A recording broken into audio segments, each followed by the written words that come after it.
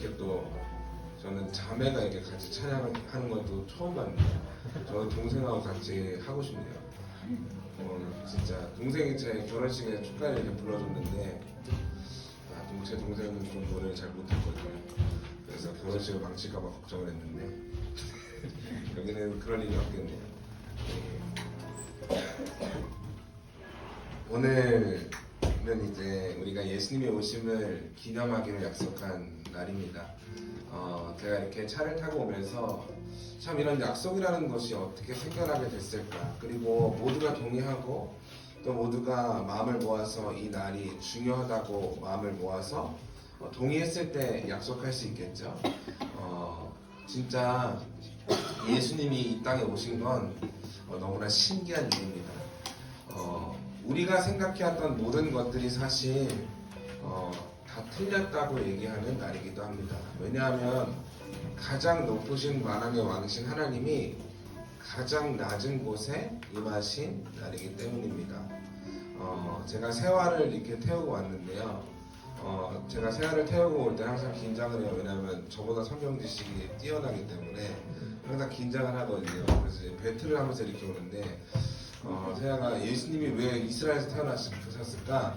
대한민국에 태어나시지 않았을까? 저한테 이렇게 물어보더라고요. 그래서 이건 나를 시험하는 것인가 진짜 궁금해서 물어보시는 건가? 저는 항상 긴장을 하거든요. 또 오늘은 또 오더니 또 세화가 나는 목사 너네 아빠를 진짜 좋아해 이렇게 얘기했더니 아빠가 대단하지만 지금은 희수형이 아빠보다 더 대단해졌지 이렇게 저한테 얘기를 하더라고요. 그래서 이게 시험을 하는 건가? 아버지가 약간 심어놓은 그런 건가 제가 고민을 많이 했는데요. 우리 세아가 이야기했듯이 우리 이스라엘이랑 한국은 참 비슷한 점이 많죠. 우리는 그리고 이스라엘은 항상 강대국들 사이에 둘러싸여 있는 작은 나라였습니다. 그리고 항상 피해받는 나라였고 보잘것없는 나라였습니다. 예수님은 그 이스라엘 또 그 작은 마을 베들레헴에서 그리고 또 여간도 아닌 마국간에서 태어나셨습니다. 여러분 아이들이 태어날 때는 가장 중요한 시기고 가장 보호받아야 하는 시기입니다. 여러분 아이가 태어나자마자 말에 염을 통해서 태어났다는 뜻은 굉장히 위생적이지 못하고 가장 존귀하게 여김받아야 되는 때에 가장 천대를 받았다는 뜻이기도 합니다. 여러분 오늘 제가 여러분에게 드리고 싶은 말씀은요, 우리가 우리를 위해 사는 것을 넘어서 예수님이 자신의 모든 하늘 보좌를 버리시고 낮고 낮은 우리에게 오신 것처럼 우리도 그렇게 나아갔으면 좋겠습니다. 여러분 예수님의 나라는 미움이 없는 나라입니다. 그리고 판단이 없는 나라고 비교가 없는 나라입니다. 오히려 낮아지는 곳이고 섬기는 곳입니다. 오늘 새하나 복음을 이렇게 타고 오면서 우리 미워하는 친구들이 있나 물어봤는데 아주 많다고 하더라고요. 그래서 이제 제가 세아보다 신앙이 부족할까봐 항상 긴장하다는데 우리 세아나 복음이가 미워하는 사람이 많다 그래서 제가 감사했습니다. 제가 그래도 어른으로서 세아나 복음보다 좀 더 신앙적으로 성숙한 모습이 움직여보세요. 이제 그 긴장이 많이 돼요. 저도 열심히 신앙생활하고 여러분 예수님이 이 땅에 오셔서 하셨던 일 중 저에게 가장 인상 깊은 이야기 중 하나가 무엇이냐면요, 예수님이 자신의 존재와 정체를 굉장히 많이 숨기셨는데요, 어느 날 제자들에게 예수님께 못 박히시기 전에 물어봤던 질문이 있습니다. 너희는 나를 누구라 하느냐라고 물어봤을 때 그들이 그날은 예수님을 주 또는 선생이라고 합니다 라고 이야기하셨습니다. 예수님이 그때 맞다, 내가 너희와 너희의 주와 선생이다. 내가 너희의 주와 선생이 되어 너희의 발을 씻겼으니 너희도 서로 그렇게 하라, 이렇게 이야기하셨습니다. 여러분 제가 이렇게 공동체 생활을 해보면요, 새로운 사람들을 사랑하는 것은 또 훈련이 되면 잘 됩니다. 근데 잘 안 되는 게 있는데요, 오래된 사람을 사랑하는 건 굉장히 힘든 일입니다. 마치 세화가 나를 사랑하는 게 힘들죠? 왜냐하면은 내가 막 오랜만에 처음 봐가지고 세화한테 잘해주면 세화가 희수형 얼굴이 잘생겼고 그리고 노래도 잘하고 춤도 잘 추니까 되게 멋있겠죠. 근데 맨날 보니까 흔한 거죠. 그리고 맨날 보다 보면 제가 가끔씩 이를 안 닦고 입능사 날 때도 있고, 그러니까 생각한 시험에 준 적이 많았던 거죠. 근데 그런 것처럼 우리 제자들도 예수님과 동고동락하면서 얼마나 서로가 미웠던 순간들이 많이 있겠어요. 근데 예수님이 내가 주와 선생이 되어 너희의 발을 씻겼으니 너희도 서로 그렇게 하라 라고 하신 것은 신기하죠. 주와 선생이라는 단어는 높은 단어고 권위자의 단어인데도 불구하고 내가 주와 선생이 되어 너희의 발을 씻겼으니 라고 이야기하신 걸 보면 주와 선생은 발을 씻기는 자인 거구나. 우리는 그렇게 알아보지 못했는데 그렇게 알고 우리는 분위기가 너무 우울한가요? 약간 너무 제가 우울한 톤으로 우리 기쁘게 너무 반가운 얼굴 얘기도 너무 반갑네요.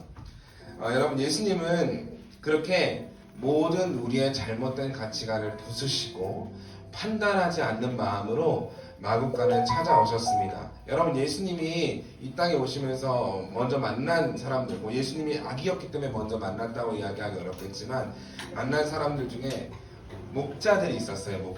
목자들이 예수님을 찾아왔습니다. 근데 여러분 이스라엘 시대의 목자는 굉장히 천하게 여김받는 직업이었어요. 근데 그런 장면들이 너무 아름답고 예수님이 나는 선한 목자라 라고 이야기하는 것 자체가 그들에겐 너무나 큰 위로였고 따뜻함이었습니다.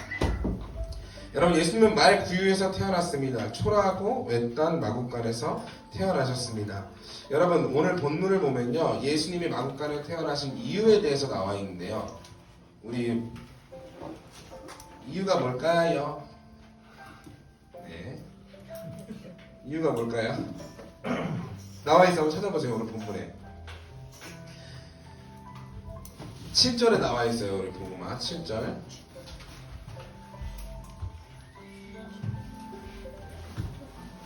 첫 아들을 낳아 강보에 싸서 구유에 누웠으니 이는 여관에 있을 곳이 없음이로라. 여러분 참 임산부가 여관의 문을 두드리면 여러분은 여관 주인이라면 열어줄까요? 심지어 해산할 날이 차서 아니면 양수가 터진 상태에서 여러분의 집 문을 두드린다면 여러분은 열어주시겠습니까? 아니면 열어주지 않겠습니까? 저도 악하고 그렇지만 사실 열어줄 것 같아요. 근데 왜 그토록 많은 여관이 이 문을 열어주지 않았을까요? 여러분 사역하다 보면 여러분 거절 많이 당하시고 또 누군가를 사랑하다 보면은 왜 이렇게 나한테만 마음을 열지 않을까라는 어려움이 드실 때가 있을 텐데 여러분 이 마리아도 그리고 예수님도 여관에 누울 곳이 없는 상태로 그렇게 많은 사람들 거절 속에서 태어나셨습니다. 여러분 저는 이 크리스마스를 생각하면서 진짜 예수님이 많은 거절 속에서 태어나셨는데 저는 예수님을 선택하셨다고 생각합니다. 예수님이 저는 그들의 마음을 닫으셨다고 생각합니다. 거절과 무시 속에서 예수님은 태어나셨습니다. 가장 존중받아야 하는 시기에 가장 존중받아야 되는 존재와 역할 가운데 존중받지 못함으로 태어나심으로 그들을 사랑하셨습니다. 여러분 예수님은 소외된 곳에서 태어나셨습니다. 그리고 보잘것없는 곳에서 태어나셨고 어쩌면 고독함 속에서 아무도 주목하지 않는 시기에 태어나셨습니다. 사람들의 버려짐 속에서 태어나셨습니다. 그리고 더러운 곳에서 태어나셨습니다. 예수님은 그런 사람들을 사랑하기 때문입니다. 예수님은 좀 강한 단어를 많이 쓰신 것 같아요. 본인에 대해 설명할 때 건축자들이 버린 그 돌이 모퉁이 돌이 되었다. 그 모퉁이 돌은 누구시죠? 태화 몰랐어? 예수 그리스도시죠. 여러분 건축자들이 버린 그 돌이 모퉁이 돌이 되었잖아요. 사람들이 버린 그 존재들이 하나님 나라에서 가장 아름답게 쓰임받고 오히려 존재의 이유가 되고 그 나라의 이유와 설명이 되는 겁니다. 사람들이 소외시킨 사람, 보잘것이 없는 사람, 마치 마국간과 같은 사람, 마치 말의 여물통과 같은 인생에 처해져 있는 사람, 아무도 환대해주지 않는 사람, 정말 힘들고 위험한 임산부와 같은 삶을 살고 있는 사람, 아무도 문을 열어주지 않고 받아주지 않는 인생을 살고 있는 사람이 여러분 옆에 있다면 오늘 예수님의 생일을 기념하기로 한 날이니까 우리 예수님께 선물을 드려야 할 겁니다. 어제 크리스마스 이브 때 우리 청소년들이 왔는데요. 우리 청소년들은 제가 길에서 이렇게 로방전도 하다가 전도를 했어요. 그 친구들이 서로 싸워서 둘로 나뉘어졌거든요. 근데 그 친구가 오랜만에 한 친구는 교회에 잘 적응을 했고 한 친구는 잘 적응을 하지 못해서 교회를 떠났어요.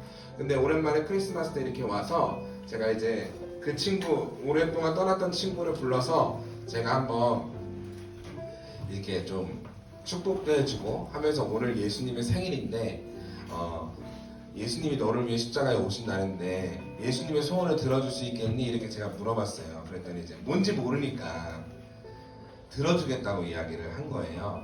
그래서 그 친구, 싸웠던 그 친구를 제가 앞으로 나오라고 했거든요. 그게 되게 안 좋았거든요.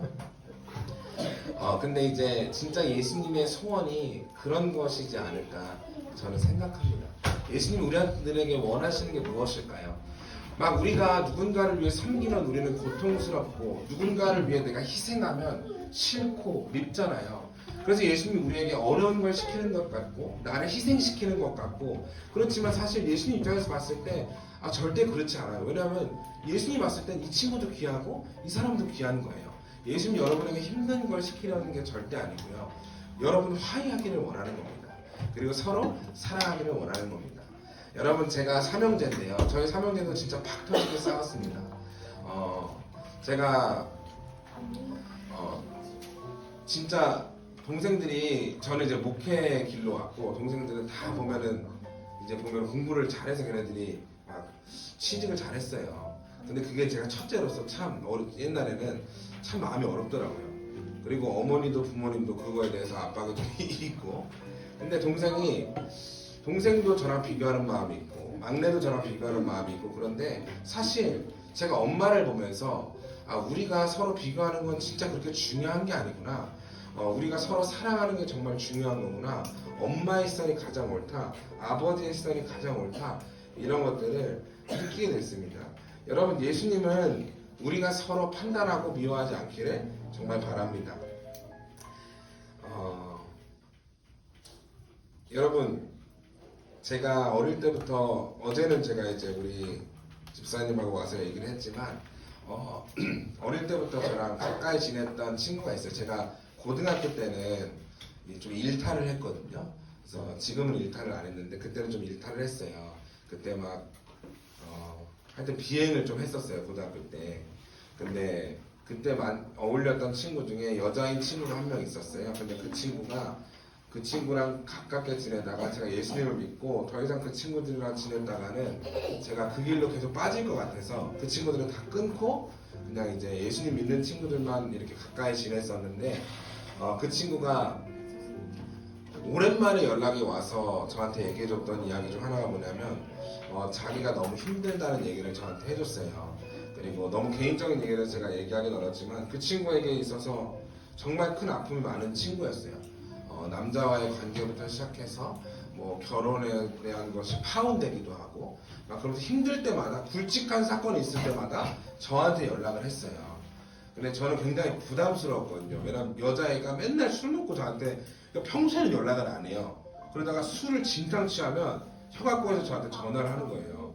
그러면은 우리 전화를 해서 가면은 막 저한테 막 때리고 술이 많이 취했으니까 아니 왜 때리는 거예요? 저 나이가 있는데 갑자기 막 머리통을 막 때리고 그리고 치킨집 사장님한테 소리 지르고 그러니까 막 치킨 사장님 저한테 아는 사람이냐 물어보면 저는 화장실 가고 막 도망치고 이렇게 저는 막 그런 거 싫어하거든요. 식당에서 소란 피우는 거. 근데 그 친구가 또 남자친구가 생겨서 저희 부부를 같이 만나게 됐어요. 제가 집들이에 초대해가지고. 근데 그 친구가 저한테 연락이 왔는데 저한테 고맙다고 얘기를 평생 하는 친구가 아니에요. 그 친구는 맨날 저한테 함부로 하고 그런 친구예요. 저는 학창시절에 좀 따돌림 많이 당했기 때문에 항상 그렇게 관계를 맺었거든요. 근데 그 친구가 힘들다고 그날도 저한테 연락이 왔어요. 파혼했던 그 남자가 생각이 난다고. 그래서 제가 속으로는 너무 야 이 바보야 이런 생각이 들었죠. 왜냐하면 근데 그 친구가 저한테 그런 얘기를 하더라고요. 나중에 친해지면 은정이한테 말하고 싶다 저한테 이렇게 얘기하더라고요. 제 와이프 이름이 은정이거든요. 근데 저는 그게 너무 고마웠어요. 그리고 그 친구가 저한테 진짜 내 남자친구가 원래 버릇이 없는데 너네 만나고 너무 좋아하더라. 간만에 선한 사람들을 만나서 집에도 초대하고 싶고 원래 민욱이는 형 누나라는 말을 잘 안 하는데 희수 형이 너무 웃기고 좋대. 항상 힘들면 연락해주고 위로해줘서 고마워. 우리 끝까지 은정이랑 셋이 다 같이 친구하자. 너희 부부가 너무 좋다. 너희에게 선한 힘이 있는 것 같아서 너무 좋아. 술을 안 마시고 이렇게 재밌고 즐거운 건 처음이야. 너를 또 보고 싶다고 하더라. 너가 잘해서 고맙다. 이렇게 저한테 연락이 왔어요. 제가 이걸 보면서 제가 그날 그 친구들을 만났을 때 그렇게 막 좋은 상태가 아니었거든요. 사실 되게 피곤한 상태였어요. 그리고 원래 걔 혼자 오긴 했는데 갑자기 남자친구를 데리고 온다 그래가지고 제가 굉장히 좀 짜증이 난 상태였거든요. 왜냐면 저는 그 친구를 전도하고 싶은 마음이 있었기 때문에 남자친구를 같이 데려와서 그런 상황이었는데 제가 되게 어수룩한 부분이 되게 많아요. 그러니까 그 남자친구가 남자들끼리는 서로 만나면 약간 좀 위계질서를 좀 제가 너무 유교적인가요? 그런 게 좀 있거든요. 근데 제가 워낙 낮은 사람이다 보니까 제가 그런 실수를 많이 하거든요.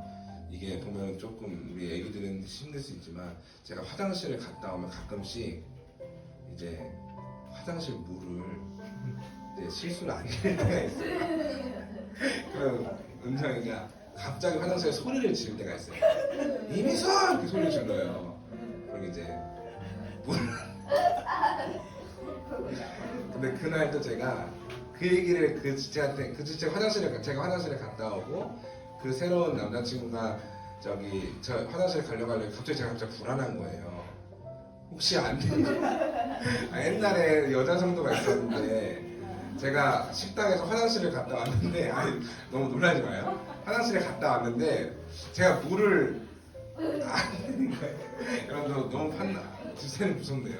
어쨌든 갔다 하자마자 바로 내리고 나중에 나올 때 어쨌든 저희 할아버지는 한 번 할친데 안 내리셔서 물 아까우시다. 나올 때까지 냄새가 계속 나요. 네, 죄송해요. 너무 모르게 제 죄를 이렇게 드러내셔가지고 어쨌든 경기에 센서를 설치해야겠네. 네.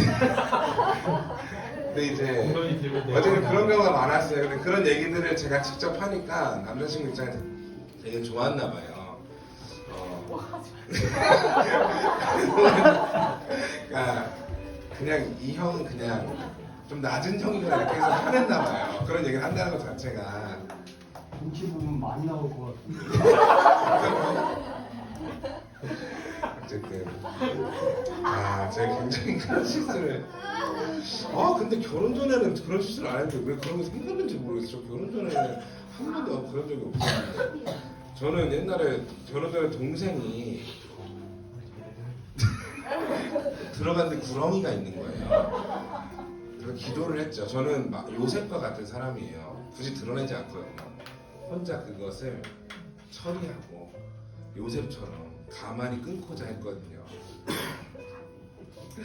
자, 이런 얘기 목사님한테 일리지 말아주세요. 다음부터 못 올 수 있으니까. 여러분 제가 이 친구한테 연락을 받고 진짜 내가 예수님 안에서 자라오면서 그냥 우리의 존재가 선하게 바뀌었고 그리고 이 친구가 저보다 선한 부분도 훨씬 많고 이 친구는 예수님 믿지 않지만 저보다 더 훌륭한 부분도 훨씬 많은데도 불구하고 이 친구가 나한테 자기와 다르다고 이야기하는 것처럼 느껴졌을 때 내가 이 친구한테 진짜 잘해야겠다. 그리고 이 친구에게 예수님의 사랑이 진짜 가득 흘러갔으면 좋겠다 라는 생각이 들었습니다. 여러분 예수님의 길을 목사님 20분만 하라고 했으니까 여기까지만 우리 이제 시간을 맞춰야 되기 때문에 여러분 우리 그러면 마지막으로 기도했으면 좋겠어요. 제가 여러분 20분이니까 여러분 은혜를 끼치고 싶지만 20분 정도의 은혜만 끼칠 수 있다는 점을 이해해 주시고 여러분 솔로몬이 처음에는 백성들을 너무 사랑했죠. 근데 나중에 변해서 이방 여인을 사랑함으로 변해버렸어요. 근데요 여러분 솔로몬이 유명한 지혜가 하나 있죠. 그건 뭐냐면 아이가 누구의 아이인지 물어보는 어머니 둘 앞에 예를 들어 우리 한 어머니가 얘가 내 아이다라고 이야기하고 한 어머니가 내 아이라고 얘기했을 때 솔로몬은 어떻게 했죠? 그러면 이 아이는 오 맞아 자 잘못 이야기했는데 자 이제 어쨌든 둘로 갈라라 이렇게 얘기했는데 진짜 부모는 어떻게 했죠? 이 아이가 내 것도 아니고 누구 것이 되지 않았으니 그 부모에게 어머니에게 줘라 이렇게 얘기했죠. 그리고 그렇지 않은 가짜 부모는 그렇게 해서 둘이 나눠갖게 해달라고 이야기를 했죠. 근데 그 둘로 이 아이를 나누려고 할 때 진짜 어머니가 했던 말이 있어요. 내 마음이 이 아이를 향하여 불붙는 것 같아 견딜 수 없다고 이야기했어요. 여러분 우리는 누군가를 사랑하면서 내 소유로 사랑하는 경우가 굉장히 많죠. 근데 이 부모는 자신의 소유로서 이 아이를 사랑한 게 아니라 진짜 이 아이 자체를 사랑한 겁니다. 여러분 안에도 이 아이를 진짜 사랑하는 부모처럼 세상에 벌어지고 소외된 사람을 사랑하는 여러분이 됐으면 좋겠습니다. 여러분